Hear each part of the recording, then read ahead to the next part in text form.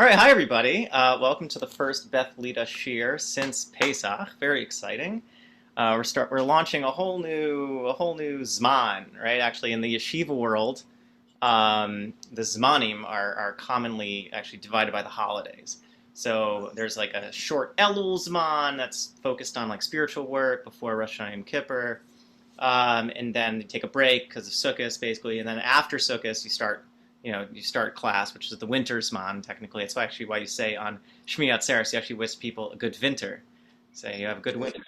And then you basically learn through until Pesach, and that's the Choref Zman. And then after Pesach, it's the spring, or the summer, is usually called Zman, Zumer Zman. So we're on our new Zman. It's very exciting. We have a new class that's starting on Mondays, all about the spiritual, mystical significance of Sfirat Omer, delving into the significance of each week's Sphira.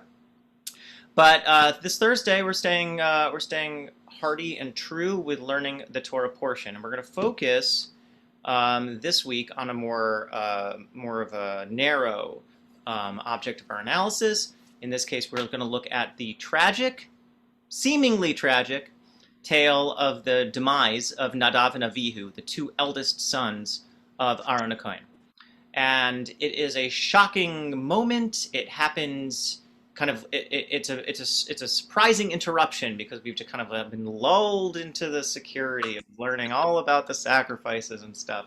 And while the bulk of Parsha Shemini is about which animals are pure and impure, but it begins with this quick narratival interruption in which it talks about this surprising and sad moment in which the who were supposed to be the inheritors of Aaron's legacy end up passing away. And I think actually one theme that we've seen come up again and again in our Parshah learning is that the firstborns never have an easy time and often don't survive. So here, that trend continues, I suppose. So I'm gonna share a screen, and we can look at all these fun sources.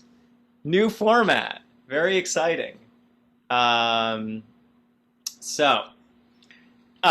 first, before we kind of move through and kind of become, we just kind of focus on the specific Meforashim, the specific commentators, I want us just to start by looking just at the central text. So it's the one on the farthest left. You see do you see my mouse when I do this? Okay, great. So it's this. Okay, so we start. Vayichu b'nei Aaron Nadab Abihu ish machtasoi vayitnu vahen eish vayasimu alea k'toiras vayakruvu lifnei Hashem eish zara asher lo tziva osam.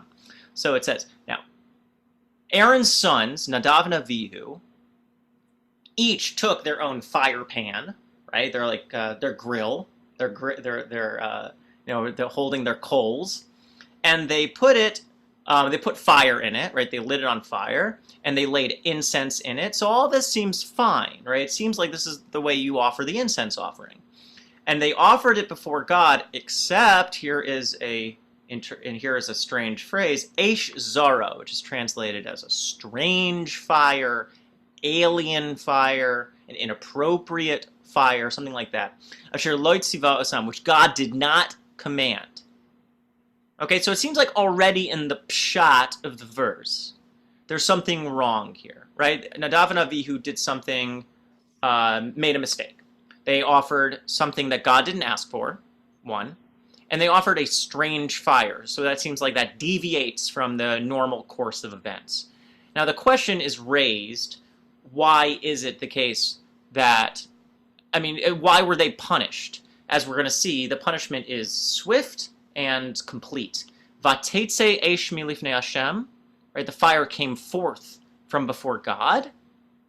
Vatochal osam, and consumed them, right? God is famously called in Devarim eish oicheles, right? A consuming fire. Vayamusu lifnei Hashem, and they died before God. So it seems like something went wrong enough that they were, that they ended up actually being killed.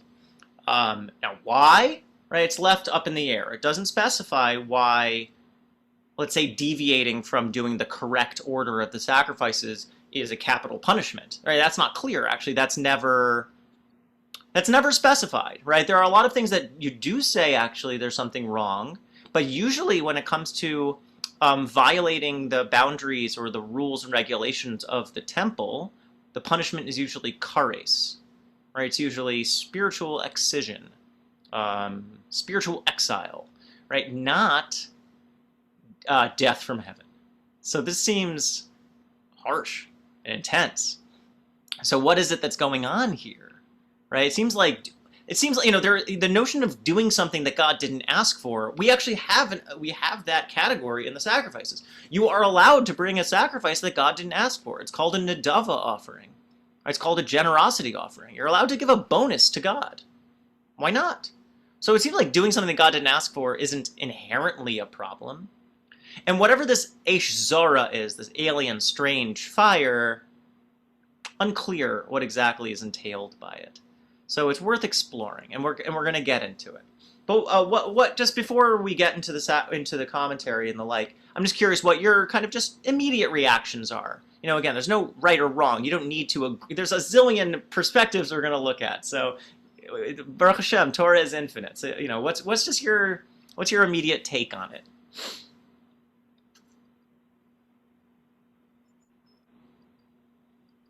I've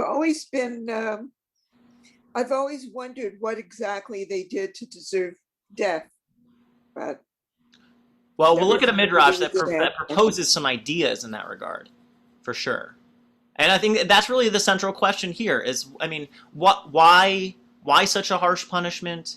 And then we're actually going to get to question whether, in a sense, it even was a harsh punishment too. We're going to look at a range of perspectives on this. But Aaron was significantly punished also by this. Yes, good. So yeah, and that's that. I really want to although that's not the focus on this. That's a whole nother class. So tune in next year. But Vayomer Moshe Aaron, right? Moses. Interestingly, God actually tasks Moses with telling this to. It seems to Aaron, Hu asher diber Hashem lemor. Like this is what God meant when God said, "B'krovaya kadesh ve'alpnei chol am echaved." So this is what God meant when God said, through those near to me, I will show myself holy and gain glory before all the people. So it's through this, it's through, I guess, like the rigorous protection of God's dignity in some way that God says, actually, I need to, in a sense, make an example out of this. And then these two words, right, probably the saddest two words in the entire Torah, and Aaron was silent. Right? And there's a lot to be said about like processing grief and processing trauma and its unspeakable nature and things like that. Again, that's a focus of a whole nother class. I don't want to give it short shrift.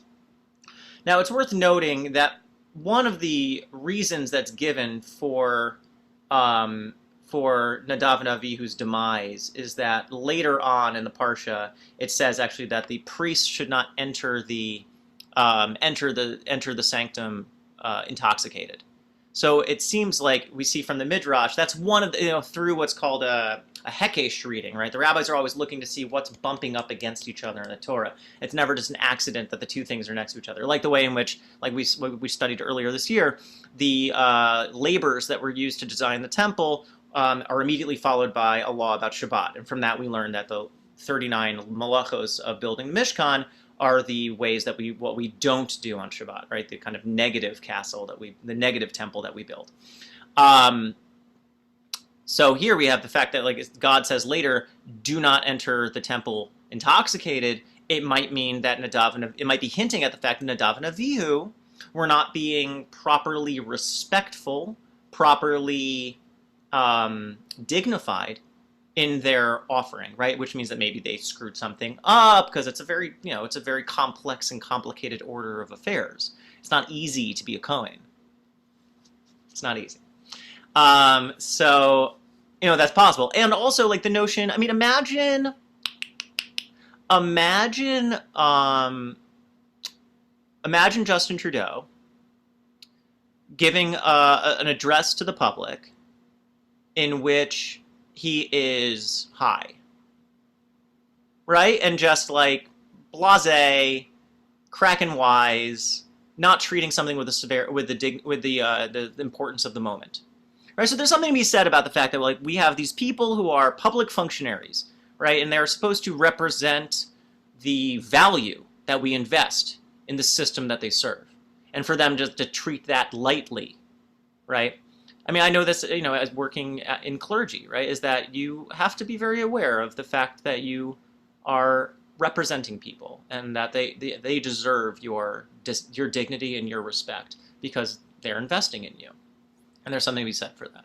So similarly, so if a Nadab and Abihu are, not treating the moment with the importance that it deserves, you can understand that. But why not? Why weren't they just fired?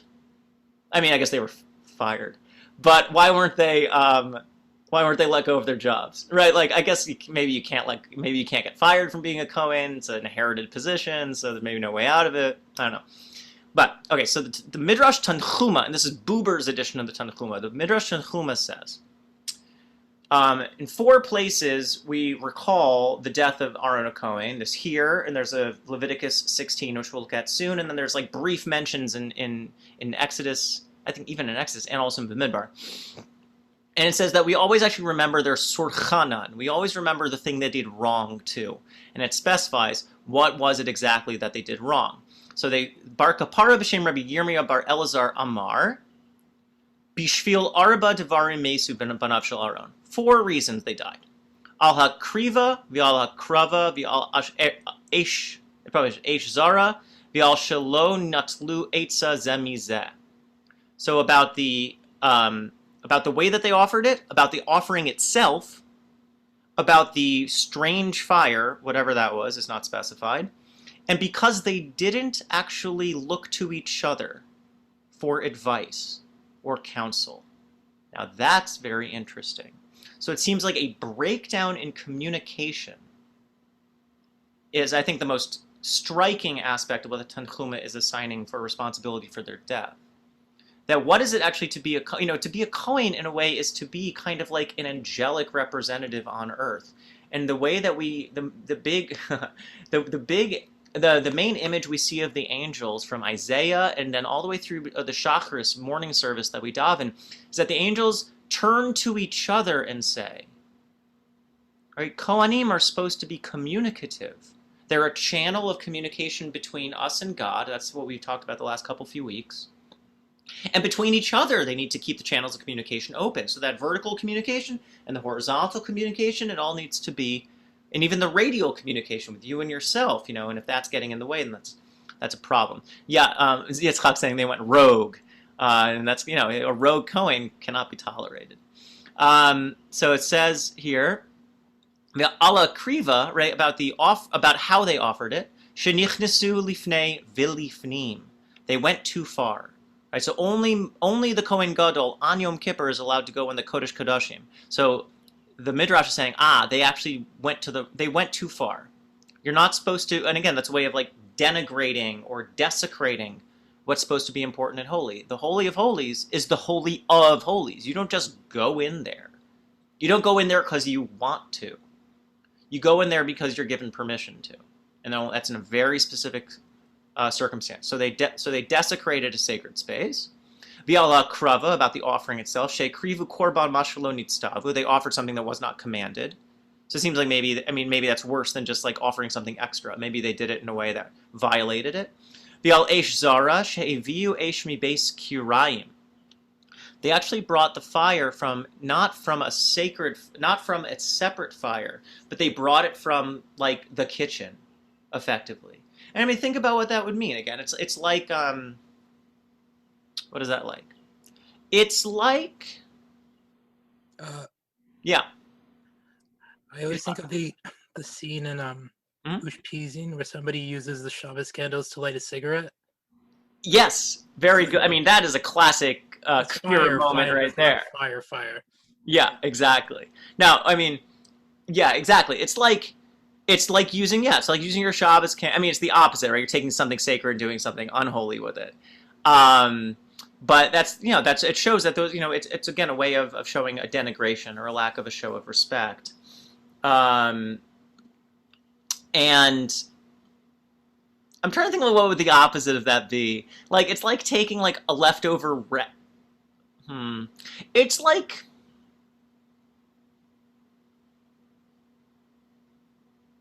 don't know. I'm trying to think of like what would be something like you take something from like the from the extra from.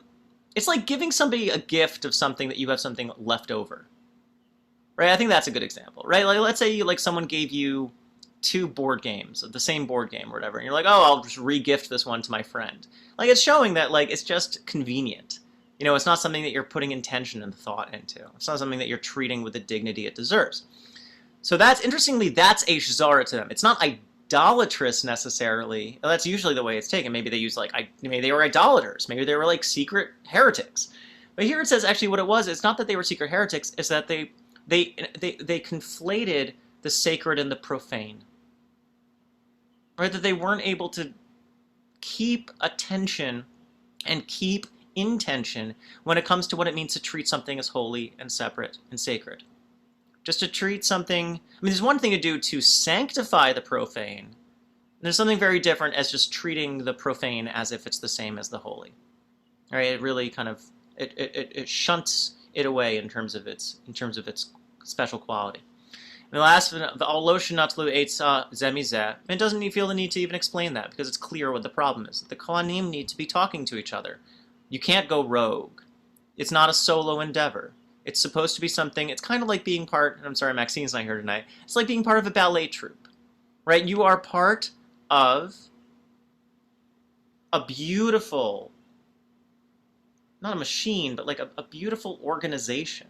And each member of it is working in their own way, but the key is how your bodies communicate with each other, right? How you are talking to each other.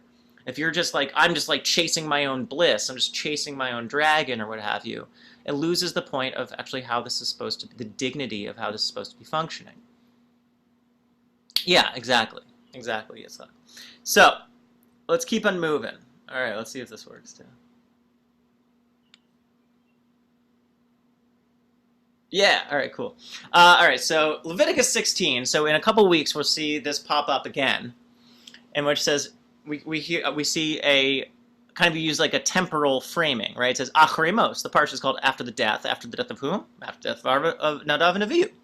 So as God says to Moses, after the death of the 2 sons of Aaron, Bikarva sam lifnei Hashem veyamusu. That's all we get about that. So it's just a quick throwaway pasuk, but the way that it's now framed, it shifts its quality. Before, Eish Zara, Shelo Nitztavu, right? They offered a strange fire, bad. Because it wasn't commanded, bad. But here, in the Pasuk, it says, God says to Moses, after the death of Aaron's sons, Nadab and Abihu, in their drawing, and here the translation makes a choice. The word to is not in the Hebrew.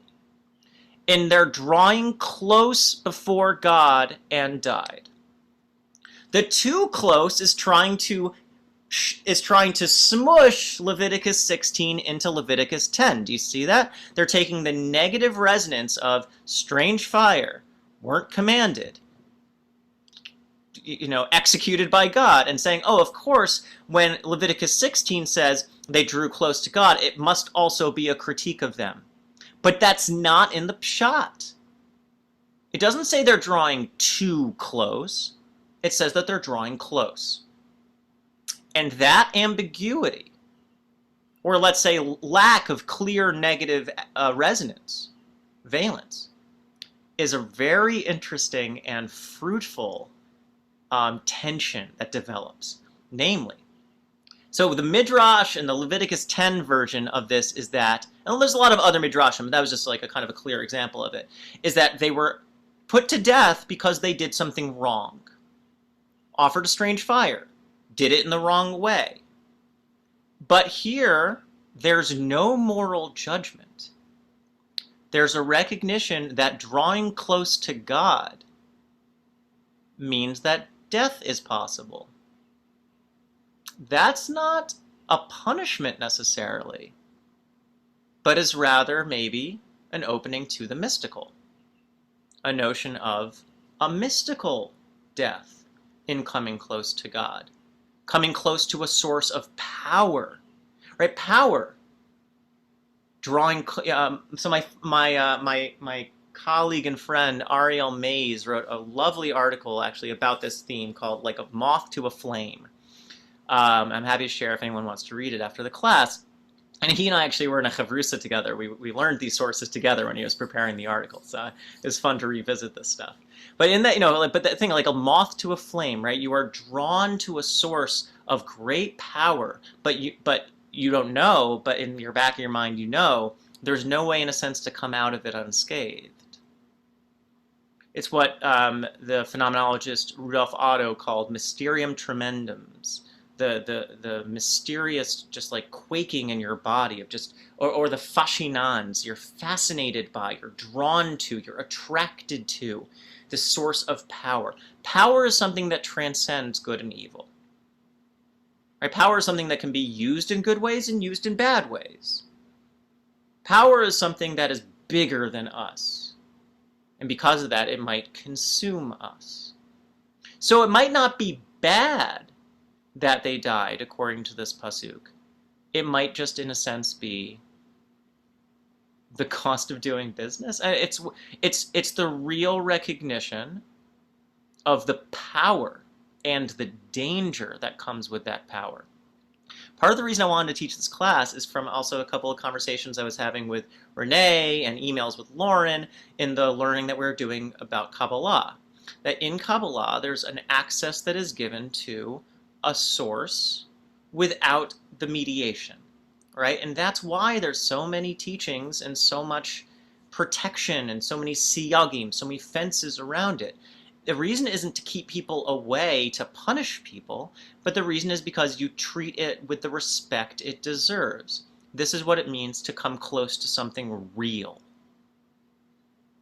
And I think here we have in Nadab and Abihu a fascinating example of what ends up becoming paradigms for the risks of coming close to God, but also in a way, the agony and the ecstasy, right? The power and the punishment.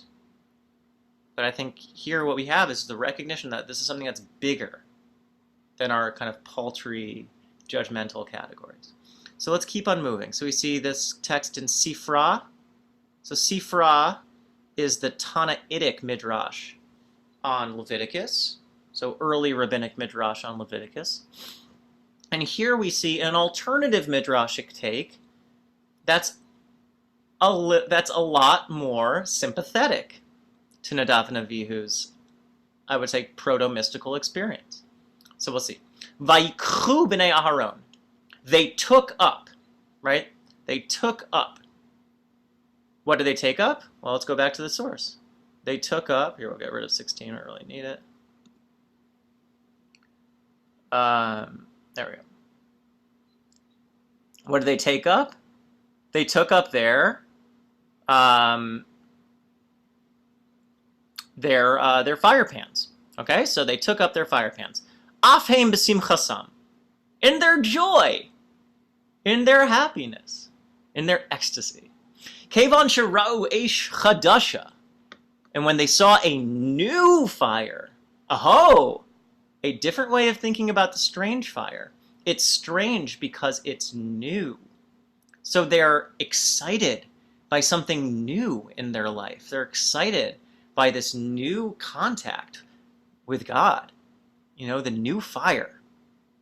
Right, so when they saw this new fire, Amdu lahosif ava al ava, they got up to add love on top of love. Some real hippie stuff. Vayikchu, they took up, another drush on this. Ein kicha, there's no taking, ela simcha. Whenever you see the word taking in Hebrew, it implies joy. It implies happiness. It's like they lifted themselves up. They took themselves up. They were just rising up, right? It's an upward, it's an uplift motion. Nadab Abihu, ma talmud lamar b'nei Aharon. Why does it says their names, Nadab and Abihu, so why does the Torah make sure to also call them the children of Aaron? Why isn't it enough just to say their first names? Shelo chalku kivod la'aron, because they didn't disrespect Aaron. They didn't take away from his respect. So here we have a pushback. Nadab and Abihu did not denigrate the family name. They did, what is it? Nadab and Abihu, it's like, it's it's the Brittany did nothing wrong, but for the Torah, right? Nadab and Abihu did nothing wrong. Defend Nadab and Abihu. I will lay down my life for Nadab and Abihu, right? This is the Nadab and Abihu defense squad. They didn't do anything wrong. They just got really excited about davening, effectively. They got really excited about, worshiping God. There are worse things, says the Midrash. So here we have, returning actually to the point that maybe they did do something, that they didn't confer one with another.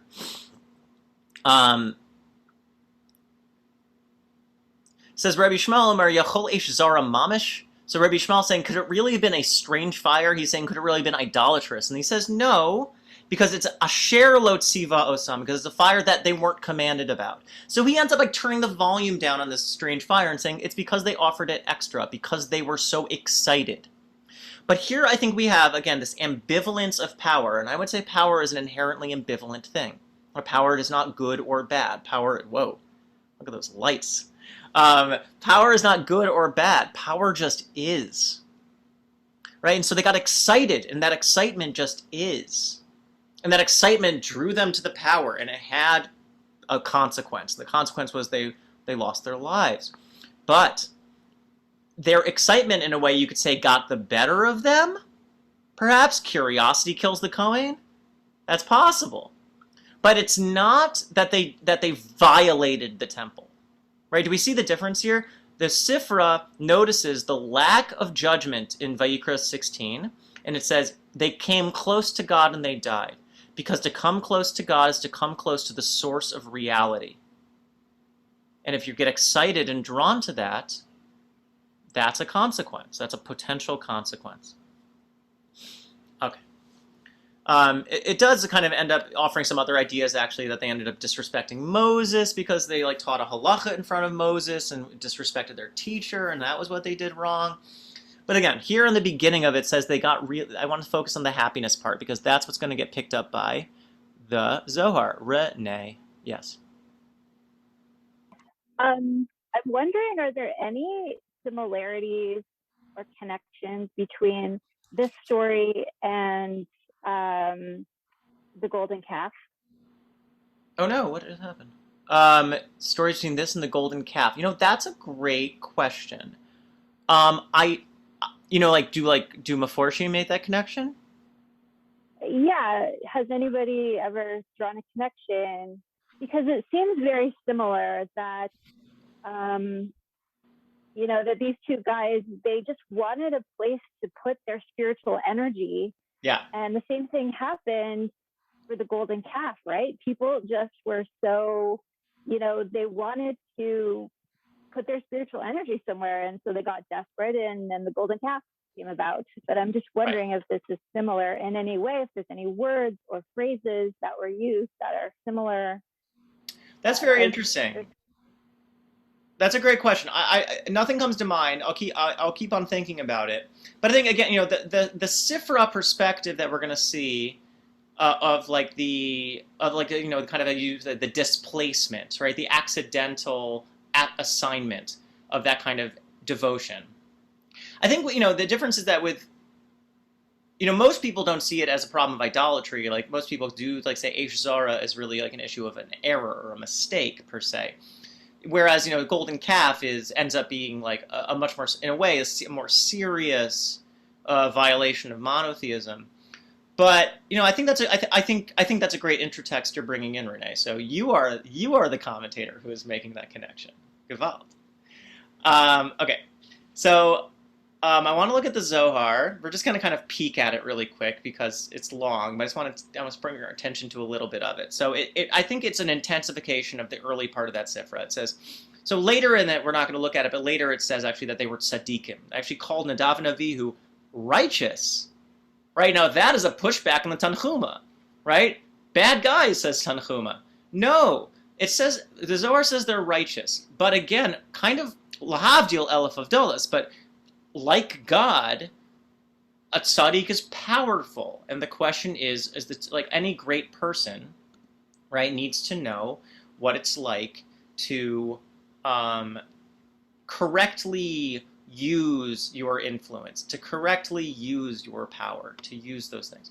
So it says, Acharimos Shnei B'nai Aaron, so quoting on Leviticus 16, after the death of the two sons of Aaron.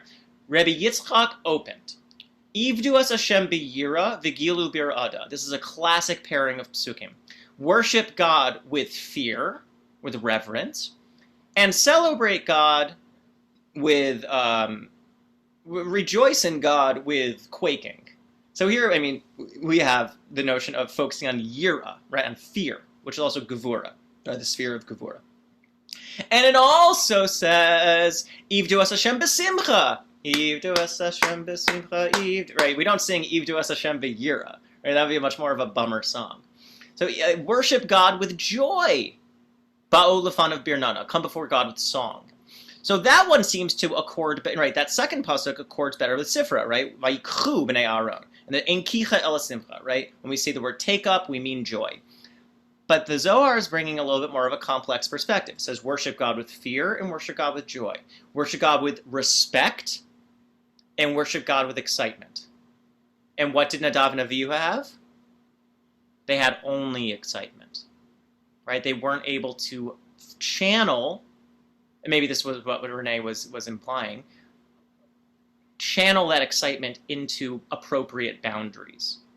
And that's a very important lesson, I think, in a lot of ways that the world is being forced to learn in a lot of ways, that to have that excitement, you also need to be respectful of boundaries.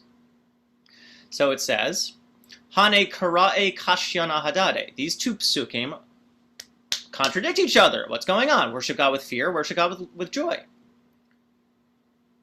So he says, this is what I teach. Worship God with fear. Dechol pulchane debai barnash lemiflach kame mare bakadmisa bayira ledach lamine uvegin dedach lemare yishtakach levatar diyave bechadvasa bikude deoraisa. All worship of God that a person wants to do has to start with yira. It needs to start with fear. But when I say fear, I really actually think the better word for that is respect. You start worshiping God with respect, right? All relationships start with respect. That's why every Musar Sefer starts with Yira first, and only after that you get to Ava. And that's what the Zohar is saying. This is actually the source for this idea. That's why all the Kabbalistic Musar books always start with Yira and then move on to love. Yeah, Lauren saying the word awe. I think respect, I like respect because respect is the reaction you have when you recognize something's power. You have respect. You recognize boundaries. You appreciate the space. And once you begin with fear, awe, respect, then after that, then you can start bringing in chedvasa, bringing in joy, bringing in love, bringing in excitement. Pikudei d'oraisa, the joy of the mitzvahs of the Torah. And that's why it says, Ma Hashem Elokecha shoel mimach ki'im liyira. What does God want from you? Respect. Fear, but again, fear doesn't quite work. And it says, V'gilu bir'ada. It says, and worship and rejoice with God with quaking, with shaking, with like trembling. Because it's only possible for a person to rejoice in this world a certain amount. If you can basically OD on ecstasy, right? You overdo it on joy. I think I see in this a really powerful lesson when it comes to a sustainable religious life, right? One that is not based on solely these peak experiences, which can also so often mislead or misconstrue or set standards which are impossible to reach or burn us out. We start with building our vessel, the boundaries of Gevura, the respect for what it is that we're engaging in. And then we fill those boundaries with joy and with love. We have a sustainable relationship to this. Nadab and Abihu, I mean, yes and no. I mean, on the other hand, like, it's a defense of Nadab and Abihu in the sense that, I mean, if you're gonna go all the way, you're gonna go all the way, but that's a path that you walk, and this is the consequence, right? Mystical union, but that means, right?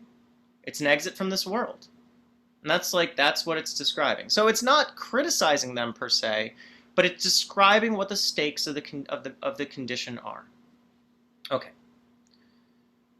So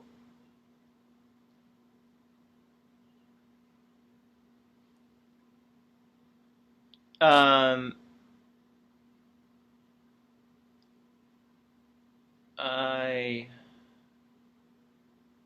no, this is it. Okay. So I want to bring our attention to another Kabbalistic commentator, but not a Hasidic one, but we'll end with a couple of Hasidic perspectives, but I think kind of nicely try to synthesize what is going on. So the Or HaChaim is by the commentator, 18th century commentator, a contemporary of Baal Shem Tov, and they say actually if the Or HaChaim and the Baal Shem Tov ever met in person in Eretz Yisrael, Mashiach would have come.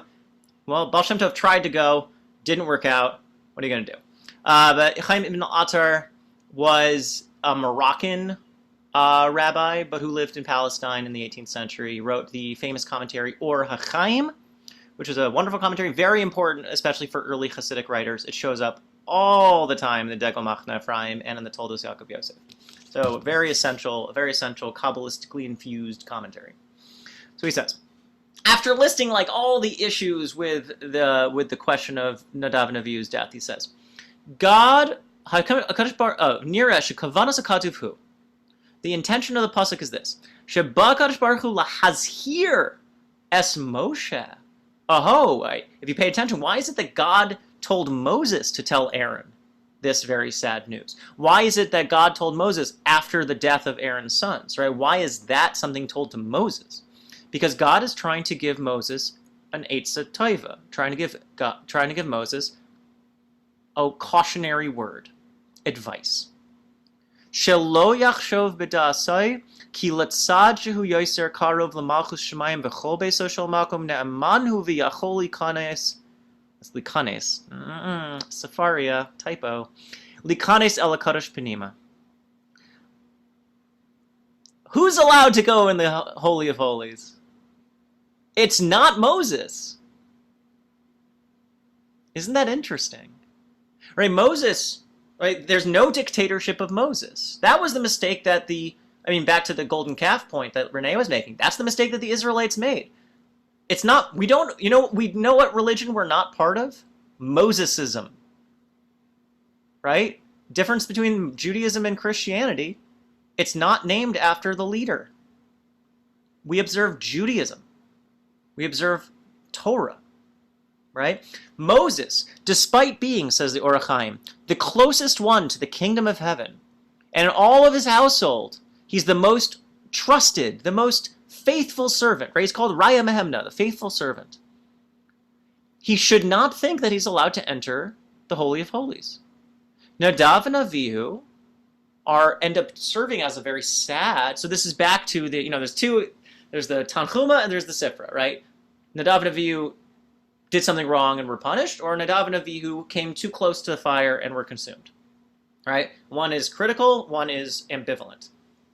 This one's critical, and saying this is an example to Moses, that because you are special, do not think that you don't have boundaries too. Yes, you're the leader of the people. True. But you don't do everything.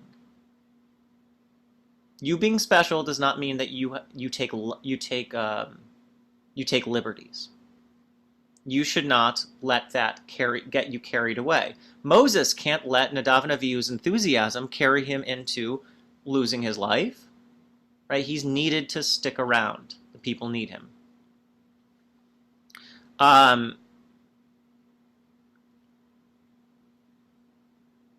Right? So, it's interesting. He wants to, in a sense, have his cake and eat it too, because he says, Bikir vasam, in their coming close. Lifnei Hashem ve'yamusu, becoming close to God and they died. Perush, this means, Hagam hayosam b'nei Aaron u'b'tosefes meruba hayosam karovim l'fnei Hashem. Why did they die? Because they came super close to God. Tosefes Meruba. They came like super extra plus close. They came hyper close to God. That's why they ended up dying, it says. So it recognizes that on one hand, you know, what does Moses end up serving as? We're actually going to explore this. This is what the Chassidim are going to pick up on. Nadab and Abihu were the mystics. They were tripping out, right? Just getting super close to God, wiling out, and they exited the world. They came too close to God, and they were consumed into the source of reality. But Moses, in a sense, doesn't have the liberty to be a mystic. He needs to be a teacher. He needs to be a leader. He needs to be somebody who connects with other people, which is what the Kohanim are supposed to be. Natlu eitza ze mizeh. They're supposed to take communication from each other. They're supposed to be communicating with the people. They're supposed to be connecting with the people, not going off on their spiritual, ecstatic retreats, or they're going beyond the bounds. They forgot, and so I think there's a subtle critique here, that they forgot that they are at the service of others, not just pursuing their bliss. So again, we have this kind of defense of Nadab and Abihu. It's not that they were punished for doing something wrong, but I think there's a more subtle critique here. Not a criticism, but a critique of letting your enthusiasms take control of your life, not being able to sustainably relate to them, not being able to channel them into life. Right? In Buddhism, there's different models of what Buddhism is. There's there's the Hinayana and there's the Mahayana, two major models. Hinayana is kind of a critical, it's like the Misnagdim, it's critical language, but it's what's used. Hinayana means the little vessel, Mahayana is the great vessel. In Hinayana Buddhism, the Bodhisattva, the Buddha escapes the world, right? They achieve nirvana and they just go and bliss out in nirvana forever. But in Mahayana, in the great vessel, right, the better version, the Bodhisattva achieves enlightenment and returns to the world, because that's real enlightenment. Real enlightenment doesn't mean you escape the world. Real enlightenment realizes that that other creatures need you. So you're not really enlightened if you're escaping them. That's actually imperfect enlightenment. I think the Chassidim are on the same exact tack, because we have this idea of a tzaddik as someone who goes between people, not a tzaddik that escapes as a mystical virtuoso. There's a tension in the model of the tzaddik. The tzaddik is a mystic, but also a teacher. An ecstatic, but also a leader. And you can't just be egoistical, navel-gazing, lotus-eating, right, on the people's dime. You need to be there for people. The tzaddik is not just communing with God. The tzaddik is a counselor of people. To serve others, you can't unfetter yourself from this world. So our Nadab and Abihu are an example, maybe not of sinners who were punished, but maybe of the consequences of bliss, in a way. It is not a critique against mysticism, but it's a very Jewish critique within mysticism, of being conscious of what others need of you and of what you need to do in this world. A worldly mysticism. Renee. So again, I wanted to ask if there's any comparisons between Moshe and Aaron and Nadab and Abihu, because what you're describing about the tzaddik, it seems like Moshe and Aaron were like a perfect, like Moshe was the teacher and Aaron was the mystic. He was the one who could connect with Hashem in the Holy of Holies, but Moshe wasn't able to. But then Moshe was the teacher. So together they made like almost like the perfect tzaddik. Yeah. Right. Although, Moses spoke to God face to face. So it's not like Moses had his mystical side too. And Aaron had his communicative side. But you're right. I mean, Moses as Netzach, Aaron as Hod, right? They are like a classic pairing for sure. Yeah. So I'm wondering if this is like if there's any comparison, it just seems like, Moshe and Aaron are the ideal. Nadab and Abihu, maybe they wanted to be like Moshe and Aaron, but they just didn't quite make it. I was just wondering if there's any comparisons between the two. Well, again, you're making the comparison, and it's great, right? That you're saying Nadab and Abihu didn't learn the right lessons, right, from Aaron and Moshe. They saw the closeness that they achieved with God, and they thought that was the point. Whereas the closeness that they have with God is actually the service, right? What's channeled into the way that they're able to serve the people. Aaron in the temple, and Moshe Rabbeinu in his judging and in his teaching, right, and in his leading. Very good. Great point.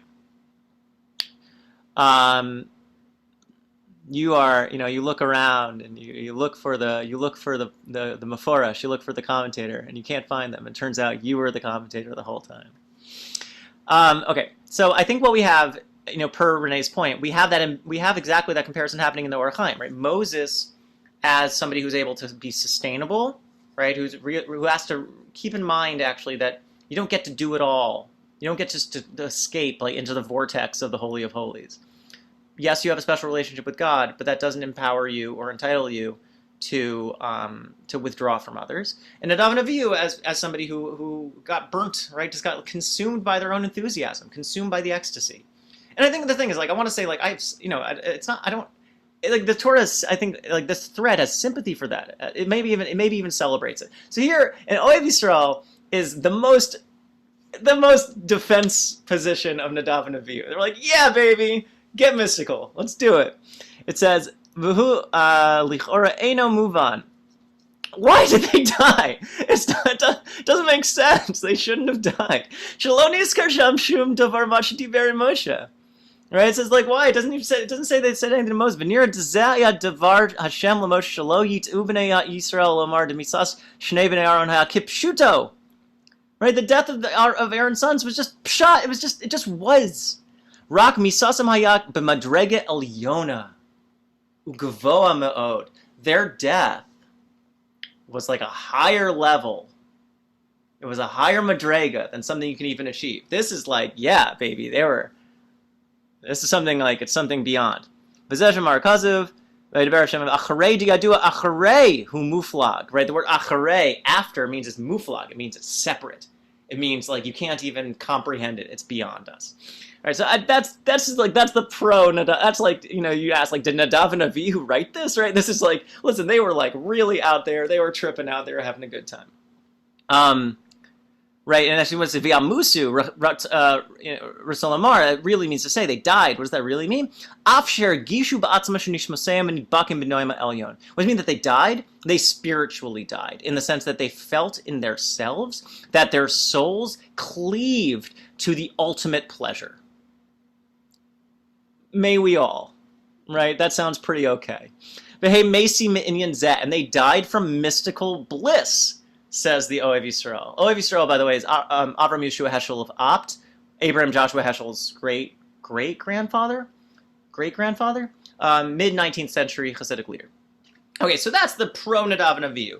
And we're just saying, yeah, you know what? They died, that's true, but it's not a critique and it's not a criticism, but rather it's because they were communing in mystical bliss with God, and they rejoined the source.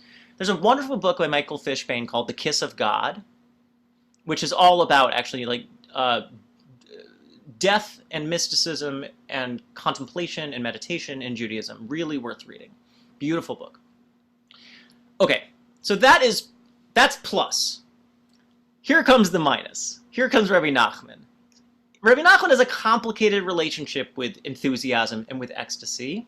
He's somebody who always stresses self-awareness, right? And in some ways, he supports and he proffers like a Judaism of simple piety, right? Mitzvah gedol lios b'simcha tamid, right? It's a great mitzvah to be happy always. But what kind of happiness is that? He says. This is actually a commentary on Korach, he says, about, the wicked heretic Korach. He says, Gam al-yidei avodas elilim nimna matar. No, this isn't the right one. What happened? This is the problem. I'm not having the source queued up. There it is. Apologies. There it is. Okay. Nimsa al yidei rikudim. So one of the things that Hasidim like to do, which they were criticized for by their sober, fuddy-duddy misnagdim critics, was that they would dance, right? They would dance, and nowadays it's become totally, thank God, it's become normalized in Judaism to express your joy and your worship of God with dance. And please God, may our world support such dancing in the near future. Shesosa yayin sameach, right? You're partying, you're happy, drinking a little wine. Are you having a good time? Shem shorash hagavuros shebabina. And what is this? This is actually reaching the source of the power in bina, right? This like hyper cosmic consciousness. V'nim shachin lamata, drawing down this cosmic consciousness into your legs. You're drawing God's consciousness of joy into your body, into your legs. That's what it means to dance, he says. And you get rid of all the negative externalities. You get rid of all this nasty stuff. This is the hislavus of dance. Hislavus means burning enthusiasm, excitement, the ecstasy of Nadab and Abihu. This is the ecstasy of dance. And what is it? It's the ishe reach nichoach lashem.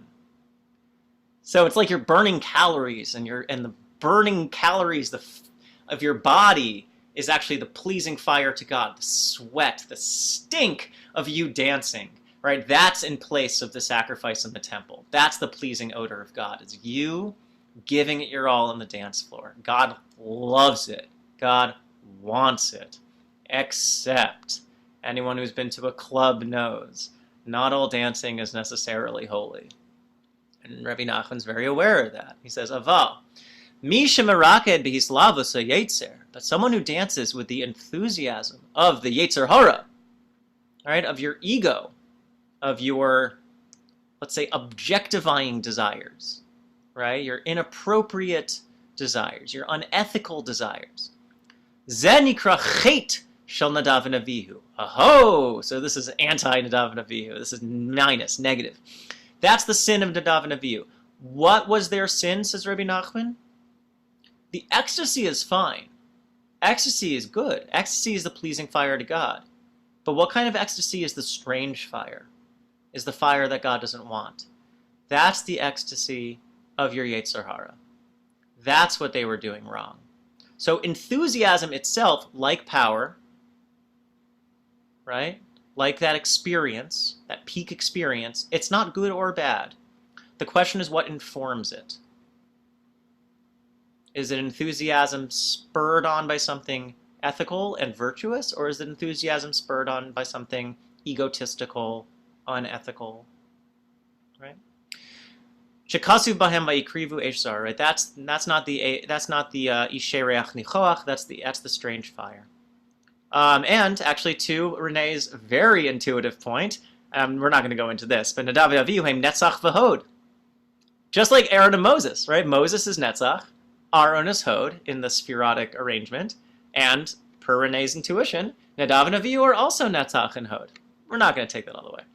Okay, so we have, in the Hasidic imaginary of Nadab and Abihu, we have the Ohev Yisrael cheerleading on Nadab and Abihu and saying they rejoined with the source of God's essence, the source of existence itself, and their souls cleaved to God and re-assimilated into the source of all being. Pretty cool.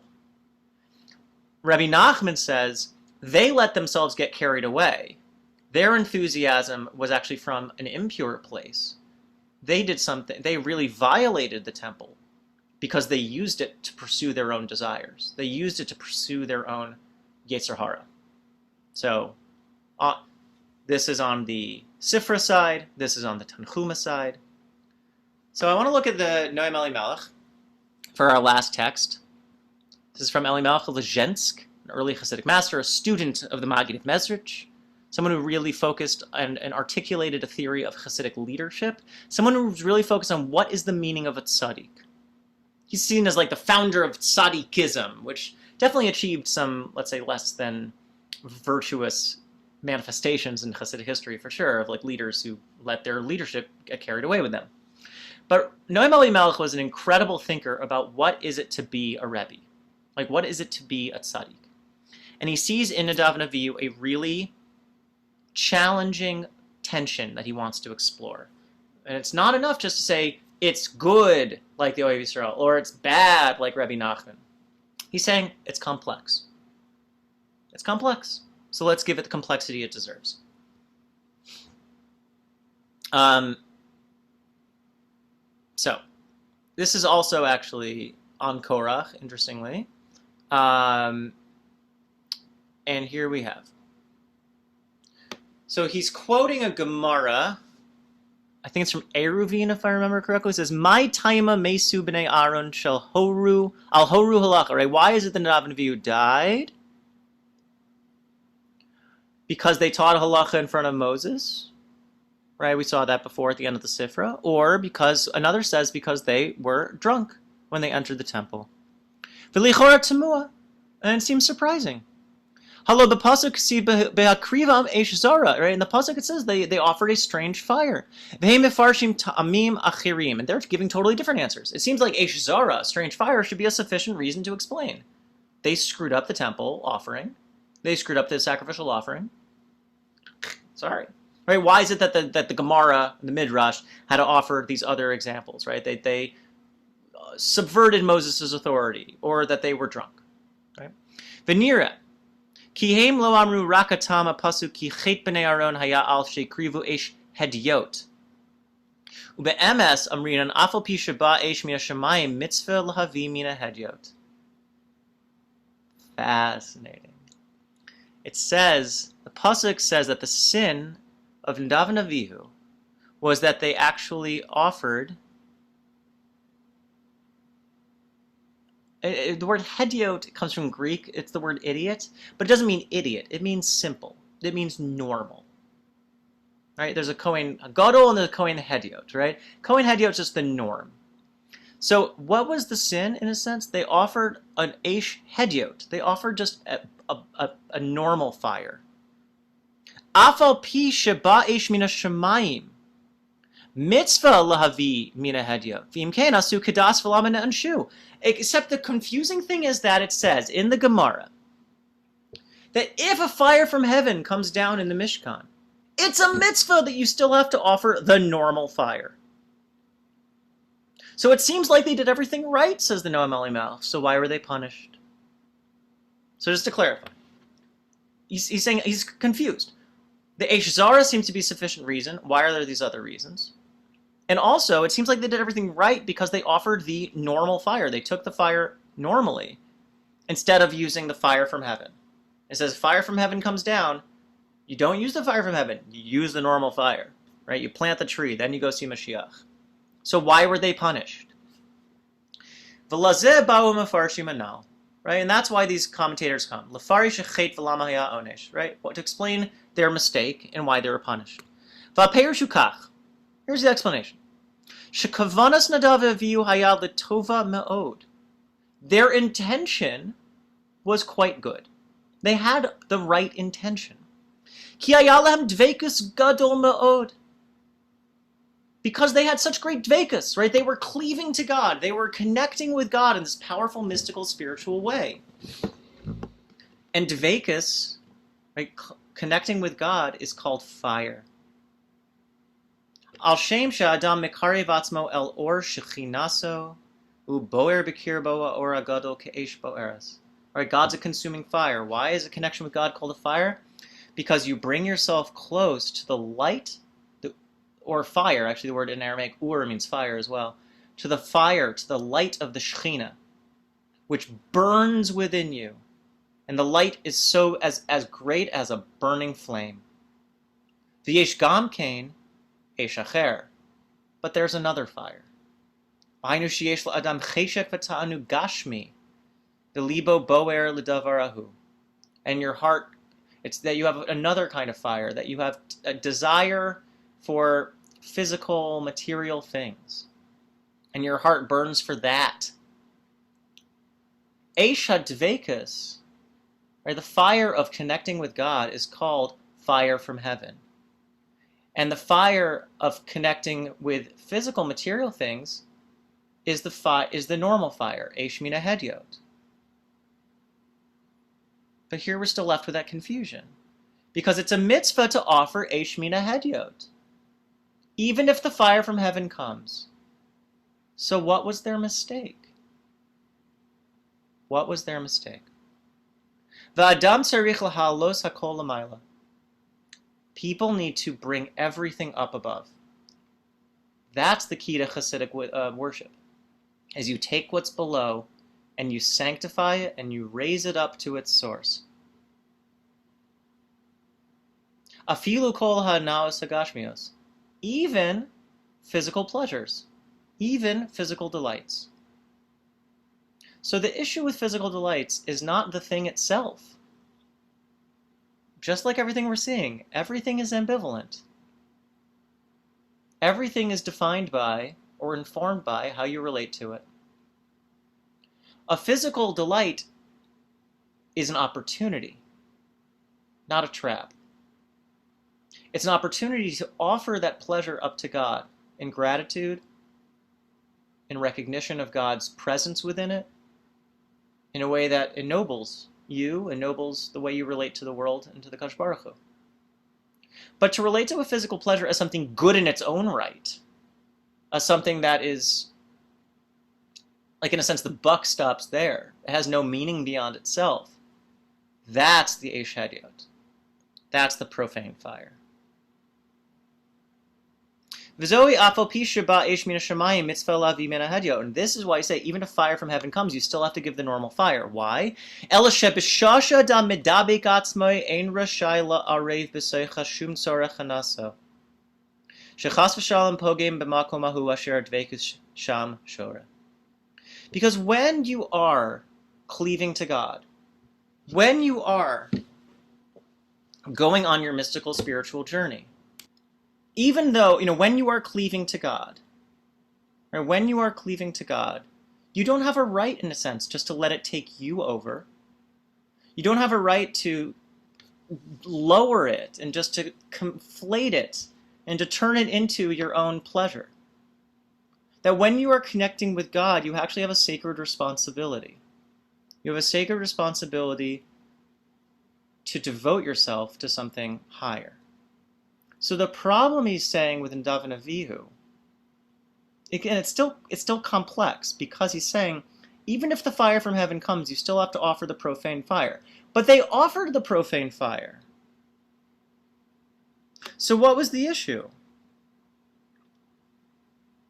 The issue is that, and this is why the other extra explanations were given, is because they were trying to bring it actually as a pursuit of their own ends. Their ends of authority, of leadership, trying to become like Moses, or their end of connecting with God, like trying to be like Aaron. They were trying to magnify themselves. So in a way, interestingly, if it was like the Ohev Yisrael described it, as a pure selfless devotion connection with God, maybe actually they wouldn't have died. Because the issue here, in a way, is that it's asking us to clear out ourselves, to make ourselves a space for God. God wants to dwell here in this world. God wants our silly fires. God wants ourselves. We don't need to take advantage of God. We need to keep our gratitude in mind in terms of what it means to, I think, again, in this kind of up and down kind of way, and this is something that Noam Elimelech focuses on a lot, to connect with God and to bring God back down. Not for our own benefit, but for those of others, for those of other creatures, and for those of the world. That's what it means to be a tzaddik. That's what it means to be a Kohen. That's what it means to be a leader.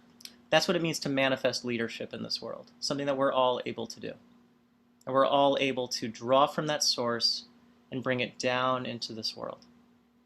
I think we should all be so lucky. We should all have that zechus. May we all find ways to offer a fire and a sense, an experience that is pleasing to God, drawing from ourselves and devoting ourselves fully. And I wish us all a Shabbat Shalom. And I will see you, God willing, at 6:55 tomorrow for a Kabbalah Shabbos. We'll daven. It'll be sweet. We'll offer our pure and gracious worship to God. And 8:55 for Avdallah. And then the Sfiras HaOmer class will start Monday evenings at 7:30. Have a wonderful Shabbos. We'll speak soon. Bye-bye.